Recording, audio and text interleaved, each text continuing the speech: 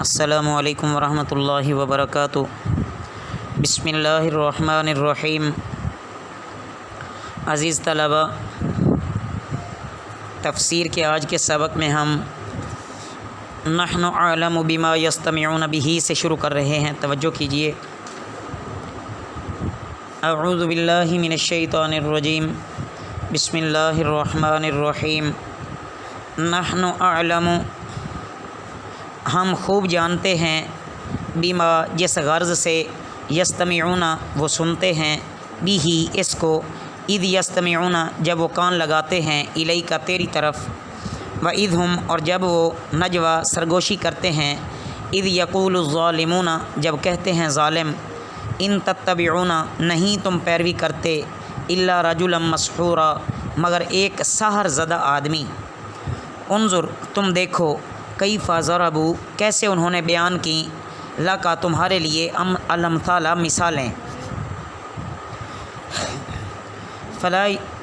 فضلوا سو وہ گمراہ ہو گئے، فلا یستطیعون سبیلا پس وہ طاقت نہیں رکھتے کسی اور راستے کی۔ عزیز طلباء، اس میں یہ بیان فرمایا گیا ہے کہ سچ تو یہ ہے کہ جب انسان پر گمراہی اور بدبختی سوار ہو جاتی ہے نا،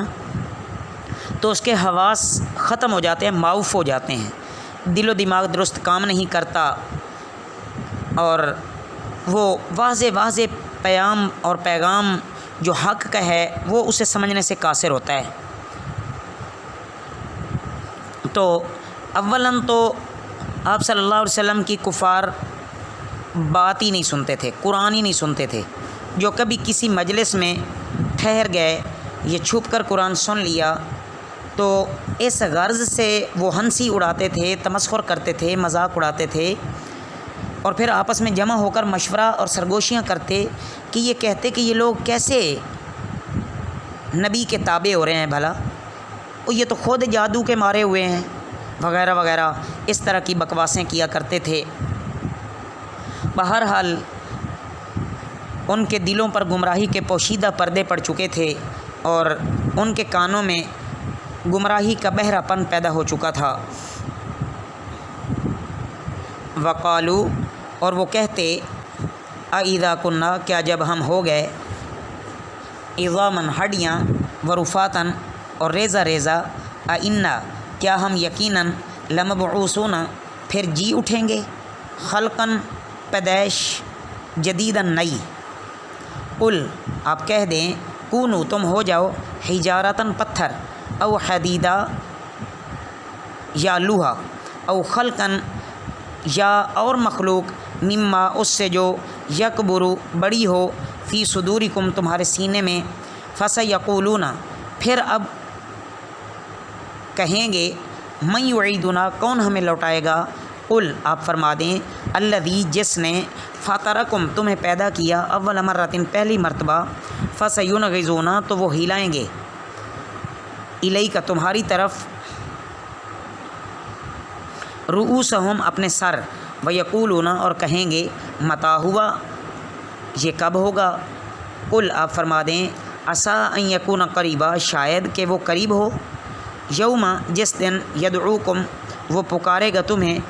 فتستجیبون تو تم جواب دو گے، بحمدہ اس کی تعریف کے ساتھ، وتظنون اور تم خیال کرو گے، ان لبثتم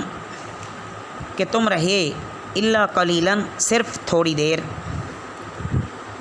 عزیز طلباء، ان آیات مبارکہ میں یہ بیان فرمایا جا رہا ہے کہ چاہے تم اگر ممکن ہو تو پتھر بن جاؤ یا لوہے بن جاؤ، تو یا اس سے بھی کوئی سخت چیز بننا چاہتے ہو تو بن جاؤ، جس کا زندہ ہونا لوہے اور پتھر سے بھی زیادہ مشکل ہو، پھر بھی وہ قادر مطلق ہے کہ تمہارا دوبارہ زندہ کر دینا اس کے لیے بالکل آسان ہے، اور تم ضرور دوبارہ اٹھو گے۔ یہاں پھر فرمایا جا رہا ہے کہ وہ تم کو دوبارہ وہی زندگی دے گا جس نے پہلی مرتبہ تم کو پیدا کیا تھا، جو تم کو مٹی سے یا نطفے سے پیدا کر سکتا ہے اور بے جان سے جاندار بنا دیا، تو کیا اب اس میں قدرت نہیں رہی کہ خاک کے ذرات اور مردہ لاش کے اجزاء کو جمع کر کے تمہیں دوبارہ زندگی عطا فرما دے؟ تو وہ پوچھتے کہ اچھا ہمیں بتاؤ کہ یہ جو دوبارہ اٹھایا جانا ہے یہ کب ہے، کہ مطلب یہ کہ قیامت کب آئے گی؟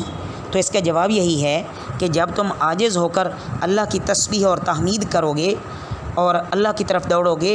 اور سمجھو گے کہ دنیا میں یا قبر میں ہم بہت ہی تھوڑے ٹھہرے تھے، اس وقت قیامت ہوگی۔ مطلب یہ کہ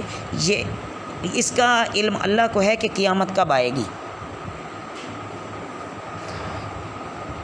اس کے بعد عزیز طلبہ یہ فرمایا گیا کہ کفار اور مشرکین کی جاہلانہ باتیں اور ان کے طرح طرح کے بے جا الزامات آپ صلی اللہ علیہ وسلم پر لگانا اہل ایمان کو بڑا ناگوار گزرتا تھا، اور ہو سکتا تھا کہ اہل ایمان بھی جواباً سختی پر اتر آئیں گے۔ اس لیے مومنین کو نصیحت بھی فرمائی جاتی رہی اور ان کو تسلی بھی دی جاتی رہی۔ وَقُلِّ عِبَادِي، اور آپ فرما دیں میرے بندوں کو، یقول التی، وہ کہیں گے جو ہی احسن، وہ سب سے اچھی ہے، ان شیطان، بے شک شیطان، ینزغ، فساد ڈالتا ہے، بینہم، ان کے درمیان، ان شیطان، بے شک شیطان، کان للانسانی، انسان کا ہے، عدوا مبینا، کھلا دشمن، ربکم اعلم، تمہارا رب خوب جانتا ہے، بکم، تمہیں، ان یشاء، اگر وہ چاہے، یرحمکم، تم پر رحم کرے، او ان یشاء، یا اگر وہ چاہے، یعذبکم، تمہیں عذاب دے، وما ارسلناک علیہم، اور نہیں ہم نے تمہیں بھیجا، علیہم، ان پر، وکیلاً، دروغہ بنا کر، نگران بنا کر، دونوں معنی کر سکتے ہیں۔ وَرَبُّكَ، اور تمہارا رب، عالم، خوب جانتا ہے، بمن فی السماوات والارض، جو کوئی آسمان میں ہے اور زمین میں ہے، بعض النبیین، اور تحقیق ہم نے فضیلت دی بعض نبیوں کو، علی بعض، بعض پر، وآتینا، اور ہم نے دی داود زبورا، داود علیہ السلام کو زبور۔ عزیز طلبہ، ان آیات مبارکہ میں مسلمانوں کو نصیحت کی جا رہی ہے کہ ایک تو یہ کہ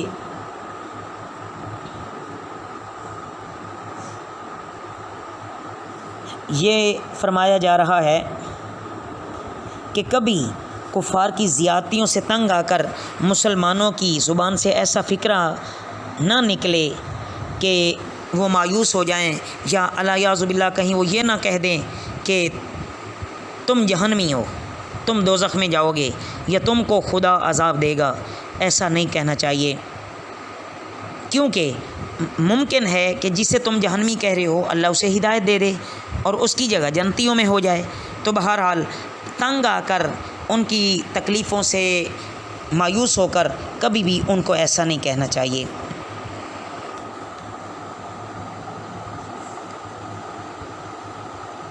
تو عزیز طلبہ، مزید اللہ رب العزت نے یہ بیان فرمایا کہ اللہ کے ہر کام میں حکمت ہوتی ہے، ہر بات میں مصلحت ہوتی ہے، زمین اور آسمان کی کوئی بات اللہ سے مخفی نہیں ہے، وہ خوب جانتا ہے۔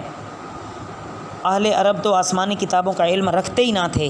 علمی باتیں یہودیوں سے پوچھ لیا کرتے تھے، اور وہ انہی پر اعتماد کر کے فتنہ پھیلا دیتے تھے۔ معلوم ہوا عزیز طلبہ کہ مخالفین خواہ کیسی ہی ناگوار باتیں کریں، اہل ایمان کو بہرحال نہ تو کوئی بات خلاف حق زبان سے نکالنی چاہیے، نہ غصے میں آ کر آپے سے باہر ہو جانا چاہیے، اور بےہودگی کا جواب بےہودگی سے نہیں دینا چاہیے۔ شریعت میں اگر ضرورت ہو تو کفار کے ساتھ جہاد اور قتل و قتال کرنے کی اجازت ہے، اور اگر کسی سے بدلہ لینا بھی ہو تو اس کے مطابق جتنی اس نے آپ پر ظلم کیا ہے اتنا ہی اس سے بدلہ لیا جائے، باقی گالم گلوچ اختیار کرنے سے منع فرمایا گیا ہے۔ یہ غلط عادات ہیں۔ اللہ تعالی ہم سب کو دین کی سمجھ اور فہم عطا فرمائیں۔ وما علینا الا البلاغ المبین۔